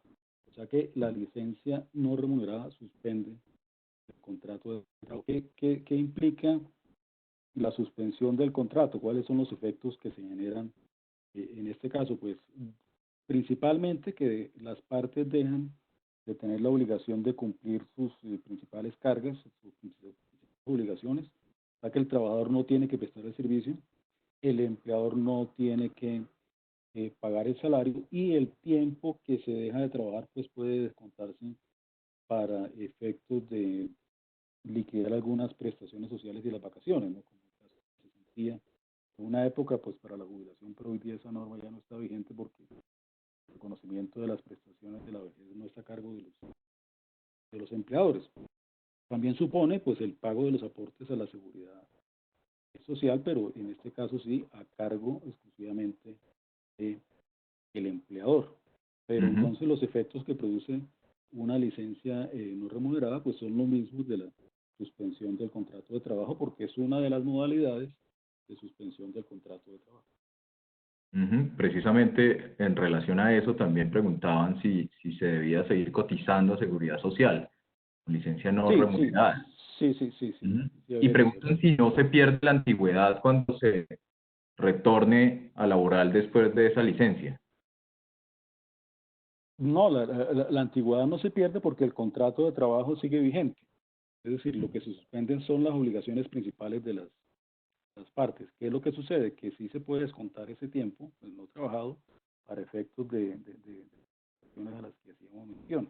Pero estrictamente la antigüedad pues no se perdería. ¿Por qué? Porque el contrato en ese tiempo pues sigue estando vigente, pero suspendido en el cumplimiento de sus obligaciones principales. Perfecto. Preguntan también si puede haber suspensión parcial de contratos, es decir, suspender los contratos de una parte de los trabajadores de la empresa o se tiene que suspender todos los contratos de la empresa. No se tienen que suspender todos, pero ahí sí se debe tener muchísimo cuidado de no incurrir en tratos discriminatorios. La suspensión, cuando no es general, pues debe obedecer a razones objetivas. ¿Sí? Y en este caso, pues si se va a acudir a la fuerza mayor, licencia no remunerada, pues debería buscarse un mecanismo en que realmente la suspensión se haga respecto de aquellos trabajadores que definitivamente no puedan cumplir con sus obligaciones, es decir, que sea claro que el contrato no puede seguirse ejecutando. Y lo mismo en relación con la licencia no remunerada. ¿Por qué? Porque depende de las actividades que desarrolle la empresa. Pues si una empresa dura, por ejemplo, pues quienes están en la fábrica, pues obviamente no van a poder seguir trabajando, pero sí habrá otras actividades que se puedan hacer en la casa, que puedan Ujú. hacer remota, pues financiera, de contabilidad, parte administrativa, por ejemplo. Pues en ese caso, pues sí habría una razón objetiva para que el trato sea diferenciado y respecto de uno se suspende y respecto de otros trabajadores no. Pero lo claro en este caso es que obedezca razones objetivas y que no se incluya, no se incurra en tratos discriminatorios en relación con los trabajadores. Excelente. También hay varias, estoy revisando acá, varias sobre el tema de las vacaciones. Entonces preguntan, por ejemplo, si la aceptación de vacaciones adelantadas o de periodos no cumplidos es obligatoria por parte del empleado. ¿Puede no hacerlo? ¿En qué se podría basar? Pues aquí hay que cuidar un poco la solidaridad, ¿no? La que mencionaba Ricardo en su charla, ¿no? Aquí estamos frente a situaciones críticas que requieren medidas excepcionales. En este caso, lo de las vacaciones es una medida recomendada por el propio Ministerio de Trabajo. La suerte, pues, que aparte de que está establecida en la ley y cuenta con respaldo legal, es una recomendación que hace el Ministerio. Y aquí estamos adicionalmente frente al reconocimiento de un derecho legal. Haciendo el empleador es reconocer un derecho o ya causado o en forma anticipada. De manera pues que yo encontraría que no hay razones para que un trabajador en una circunstancia como la que estamos considere que no va a aceptar las vacaciones. Por una parte porque se trata de un derecho, puede considerarse que una vez causado o anticipado es un derecho irrenunciable. Y de otra porque existe una recomendación por parte del gobierno. Y finalmente porque de por medio está la solidaridad, ¿no? Estas medidas no se hacen de manera caprichosa y lo que se busca con ellos fundamentalmente es la protección del empleo, ¿no? Ya bien lo explicaba Ricardo, pues en situaciones de crisis económicas hay diferentes etapas. Nosotros estamos en la primera, pero si no se adoptan medidas como estas, no se adoptan medidas que no impliquen afectar el bolsillo de los trabajadores, muy rápidamente vamos a pasar a otras medidas que sí impliquen desafortunadamente el bolsillo de los trabajadores. Y una medida como las vacaciones lo que busca es precisamente eso, que el empleador no tenga que acudir a medidas más drásticas como actualmente la suspensión del contrato o incluso pues si los temas son de tal gravedad la terminación del contrato. Entonces yo creo que un trabajador que en incurre en una conducta de esta, pues no está actuando de manera solidaria, y yo particularmente considero que sí debería. Ujú. Bueno, y una pregunta final antes de pasar al cierre, de pronto de algunas conclusiones o recomendaciones de parte de ustedes dos. Esta nos pareció muy interesante. ¿Existe una normativa para suspender la cotización al sistema de pensiones durante los 3 meses que anunció el gobierno? Y en tal caso, ¿qué implicaciones tendría en la deducción del porcentaje correspondiente al salario del trabajador? Pues la normativa no existe. He conocido un proyecto de decreto, pero hasta donde tengo entendido y hasta hoy, pues ese decreto no se ha expedido. Lo que hace el decreto es suspender el pago de la cotización al Sistema General de Pensiones solamente por los meses correspondientes a abril y mayo, pero dejando vigente el pago de los seguros previsionales, pasan a un 3% solamente. Ujú. Que esto supondría que durante ese lapso no habría que hacer descuentos para pagar los aportes a la seguridad social. Obviamente, pues esto implica, pues no sé si por eso se estén demorando las disposiciones, pues modificar las, eh, las planillas de los aportes, y que los encargados de esto pues tengan la posibilidad de hacerlo, ¿no? Pero lo claro es que sería solamente por 2 meses. En el fondo, ¿esto qué supone? Pues que normalmente las personas se demorarían 2 meses más en acceder al derecho a la pensión, ¿no? Esto sería el efecto que se tendría, pero hasta el momento yo no conozco que la norma haya sido expedida. Excelente. Y ya para ir cerrando, pues los hemos escuchado realmente con unas intervenciones bastante importantes y que seguramente van a servir mucho para el día a día de los empresarios y para la implementación e interpretación de todas esas normas.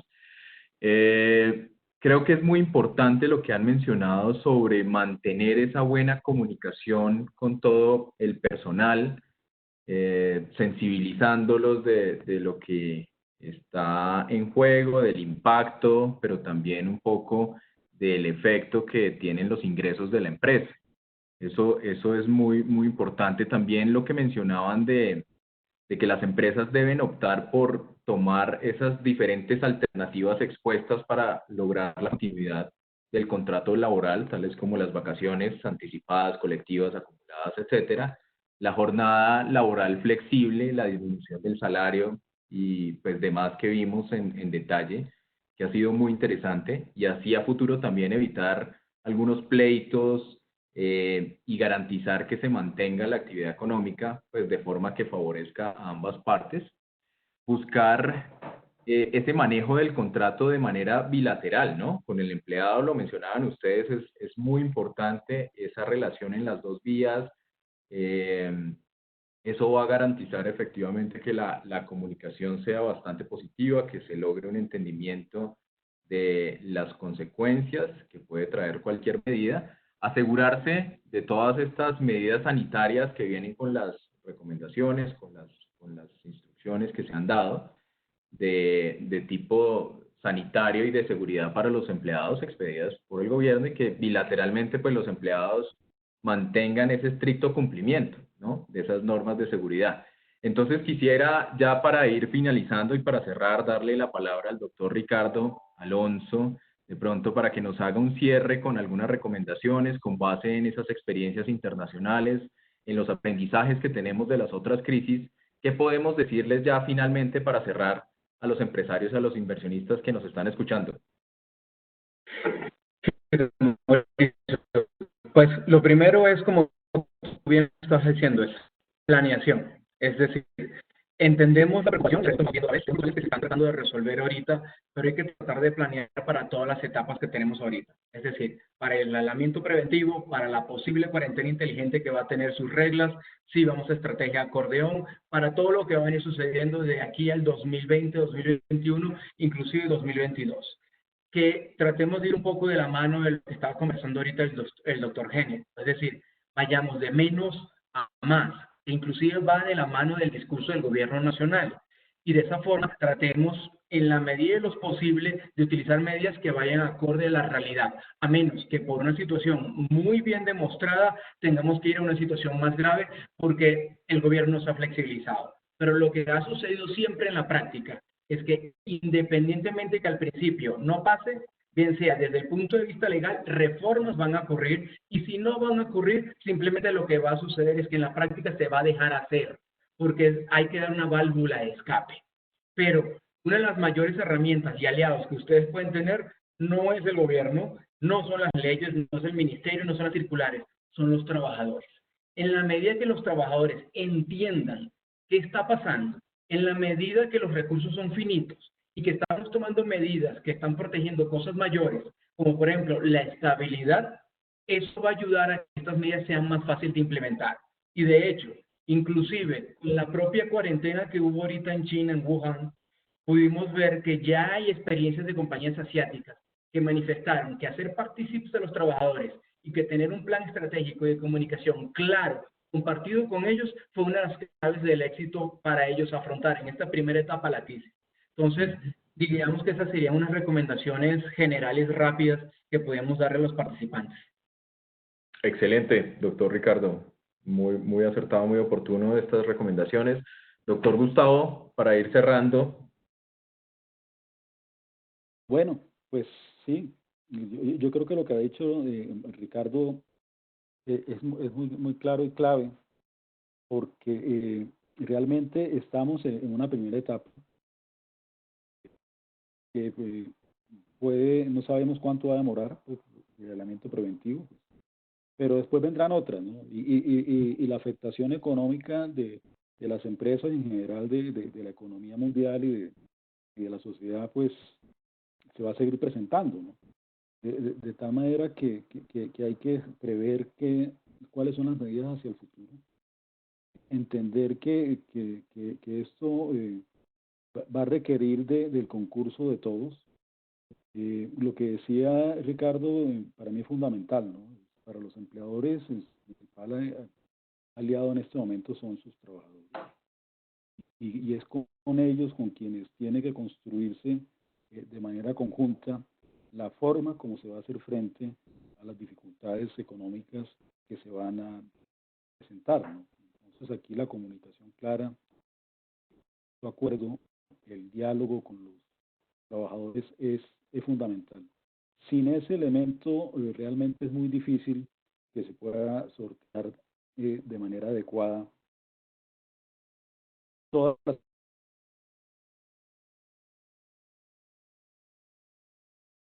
complicaciones que pueden surgir y porque las ayudas externas puede ser o que no existe, es lo que estamos viendo ahora, o que se demoren en llegar, ¿no?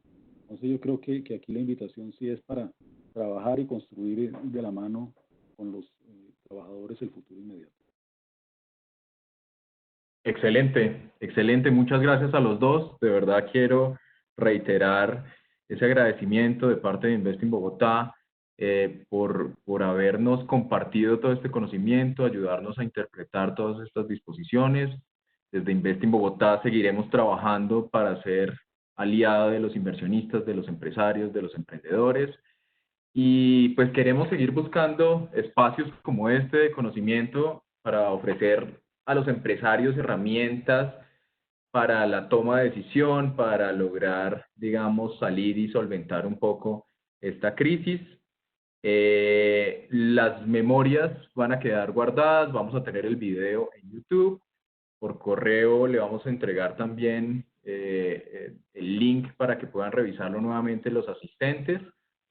Un gusto haber contado con la participación de todos ustedes y pues me despido con un cordial saludo. Muchas gracias a nuestros expositores, doctor Gustavo, doctor Ricardo. Esperamos seguir teniendo su participación en futuros eventos.